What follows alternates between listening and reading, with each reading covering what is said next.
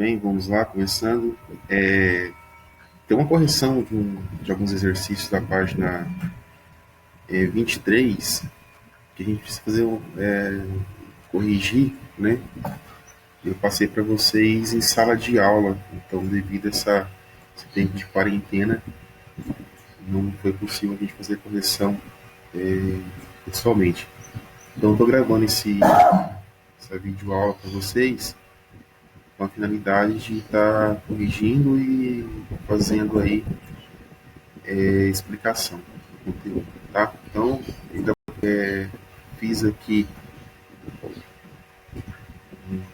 pequena, um pequeno improviso, tá? Acompanhe aí, peguem o livro de vocês, para que a gente possa fazendo junto aí, tá bom? Vamos lá então. Pega o livro na página 23.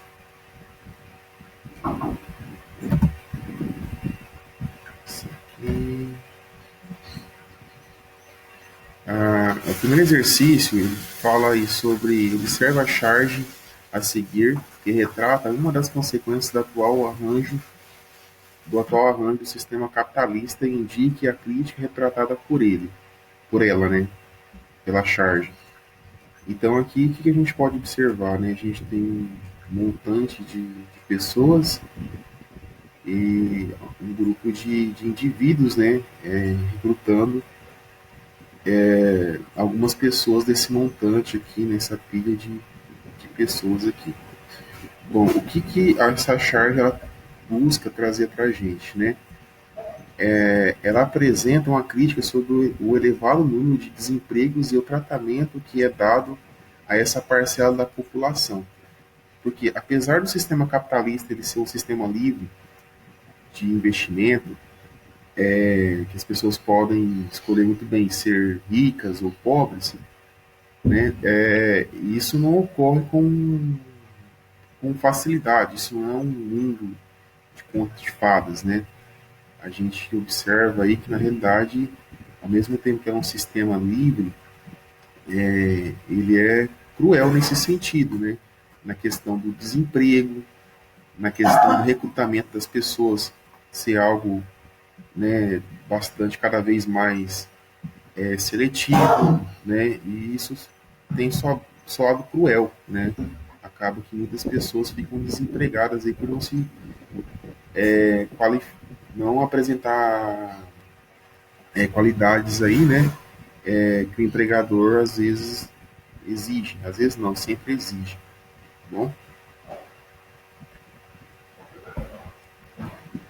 A questão número 2, ela traz aqui, ó, outra leitura sobre uma charge, né, no caso essa charge aqui, e ela fala o seguinte: ó, a charge a seguir ilustra a divisão da China pelas principais potências europeias durante o século XIX.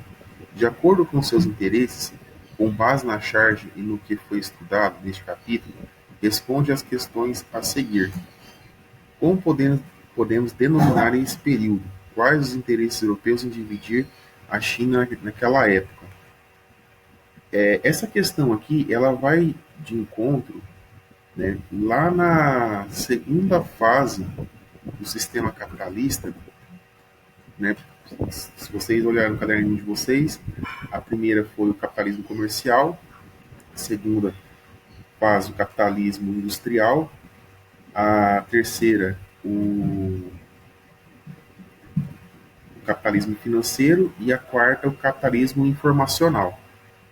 Essa charge aqui, ela retrata, né, um período vivenciado na segunda fase do capitalismo, que é o capitalismo industrial, do século XIX. E ela vai trazer o seguinte, ó, a resposta a essa questão aqui.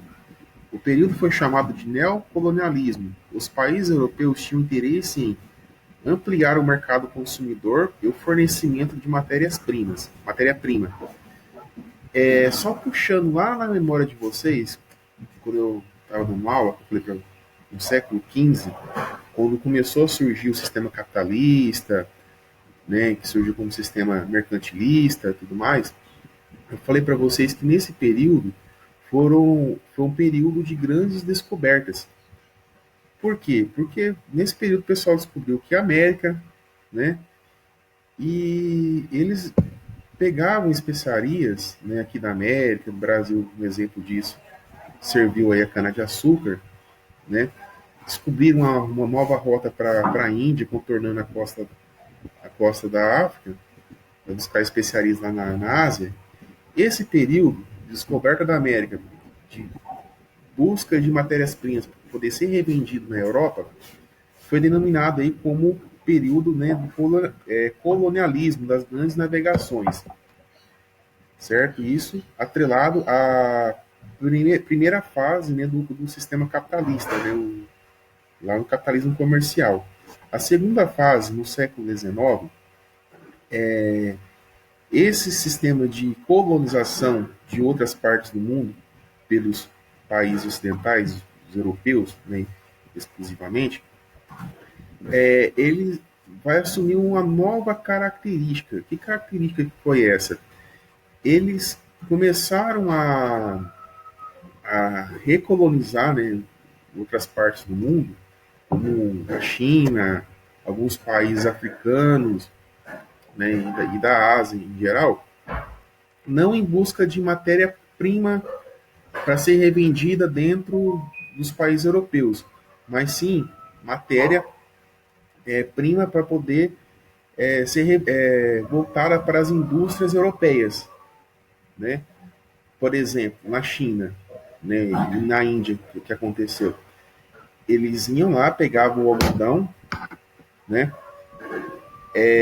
levavam esse algodão, vamos pegar um caso a Inglaterra, que foi o país que começou a Revolução Industrial, e trabalhava esse algodão a fim de fazer tecido, né? E depois eles pegavam esse produto manufaturado, né? E revendia novamente para esses países que ofereciam a matéria-prima. Em muitos casos, como a China e a Índia, eles proibiam a produção de tecidos, mesmo que era algo grotesco, que não tinha tanto maquinário envolvido, né, na produção como na Inglaterra. Mas eles proibiam para poder não ter concorrência, né?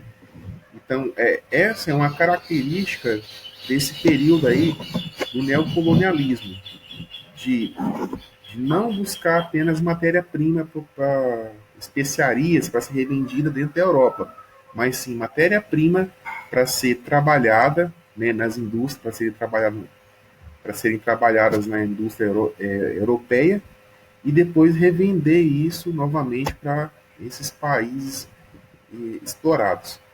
Tá bom? A questão B aqui pergunta o seguinte: o que é orientalismo? Orientalismo, ele é uma visão estereotipada, né, de, no caso aí, vamos pegar assim, uma cultura central, europeia, né? O que os caras faziam? Os caras, eles tinham uma visão que a cultura europeia era a principal cultura, né, que os caras eram o centro do mundo, né? E aí eles pegavam todas as outras culturas e não tinham grande importância em relação à cultura deles. Isso, né, chamado eurocentrismo, colocar a cultura europeia no centro. O orientalismo, na verdade, é como se fosse você caracterizar uma cultura segundo a sua visão, né? Aqui a gente tem nessa charga aqui, a gente tem ingleses, franceses, né? Até japoneses aqui, dividindo a China, né? E a gente tem a visão de como seria um chinês.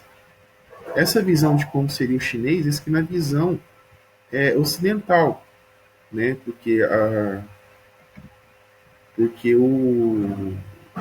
dentro da China mesmo, a cultura chinesa, vocês podem ter certeza que não vai ser algo tão simplista como a visão empregada, né, diante dessa imagem aqui, ou da visão eurocentrista. Vai ser algo muito mais complexo, muito mais difícil de ser estudado do que uma visão caracterizada, né? Vamos dizer assim, bastante simplista.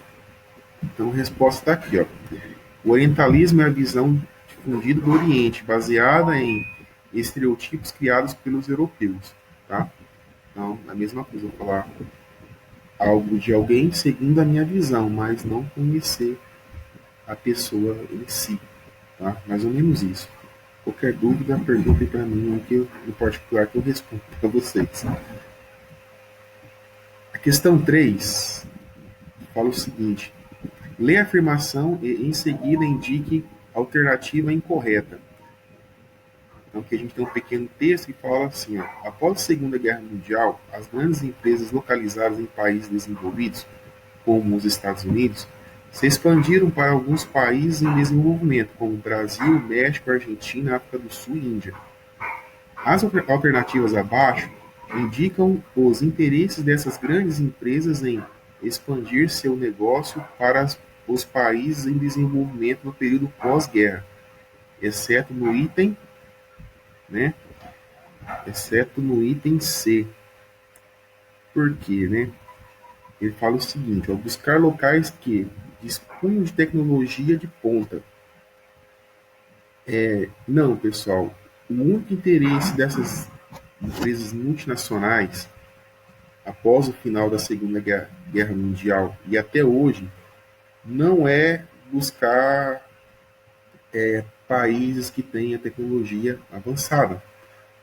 O único interesse deles é buscar países, né, para poder instalar as suas filiais que, que ofereçam de tudo, menos tecnologia, que ofereça mão de obra barata, né, que produza, que tenha baixos custos de produção, como imposto, né, e outras regalias aí, que no final aí acaba que a produção aí seja revertida, né, a gente vai estar estudando isso depois, seja uma produção bastante barata, né, que não tenha tanta dor de cabeça como nos países onde está localizada as matrizes, né?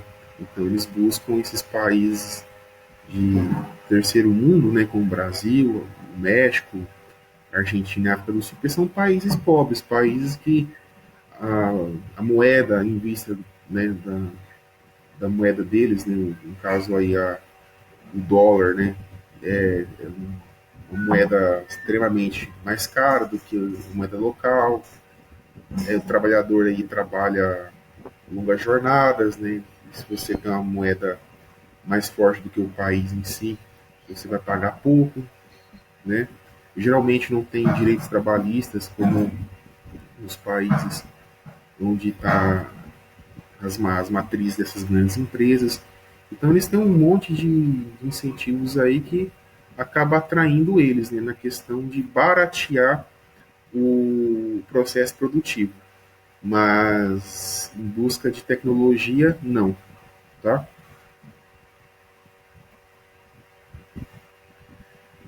A questão 4 pede para vocês observar o mapa, né, e responder a questão. Então, aqui, o mapa destaca os países considerados ocidentais. Podemos afirmar que essa divisão obedece apenas aos critérios geográficos, no qual a divisão do mundo em Ocidente e Oriente é marcada pelo meridiano de Greenwich. Não, né, pessoal? A gente está vendo aqui apenas países ocidentais aqui destacados na cor verde, né? E outros, mesmo fazendo parte do Oriente aqui, também apresenta a mesma coloração. Então aqui, ó, no mapa, a divisão entre Ocidente e Oriente considera os aspectos culturais contemporâneos, como é o caso da grande parte dos países europeus e da Austrália, representadas como ocidentais, apesar de estarem a leste do meridiano de Greenwich. Então, eu falei para vocês, aqui a gente tem os países ocidentais, Europa, América, né, a África do Sul aqui, e aqui no Oriente, tá? A gente tem a Austrália, toda em verde aqui, ó. Mesmo não estando localizada na parte ocidental do mundo, né? Que é marcada pelo meridiano de Greenwich, que é essa linha aqui, tá? A gente tem aqui, né, então, que países onde predomina aí a visão ocidental, né? Principalmente aqui a Austrália, que a gente vai estar estudando depois mais para frente, é um país que fez parte do processo do neocolonialismo também e que tem uma forte influência cultural, né, inglesa, os ingleses que colonizaram essa parte aqui, né, do Oriente, que quando a gente for estudar sobre o Oriente, a Ásia, a gente vai estar, a Ásia não, a Oceania, a gente vai estar falando sobre a Austrália, tá? Inclusive aqui eles fazem reverência à rainha Elizabeth e tudo mais, ok? Então a gente tem não uma divisão do mundo aqui, não obedecendo, né, o critério Ocidente e Oriente. A gente tem uma divisão aqui obedecendo aqui os critérios de questão cultural, tá bom? Então é só isso, tá? E, e a gente vai, né, se virando com o que a gente pode por enquanto, tá bom? Galerinha, forte abraço e se cuidem. Até mais.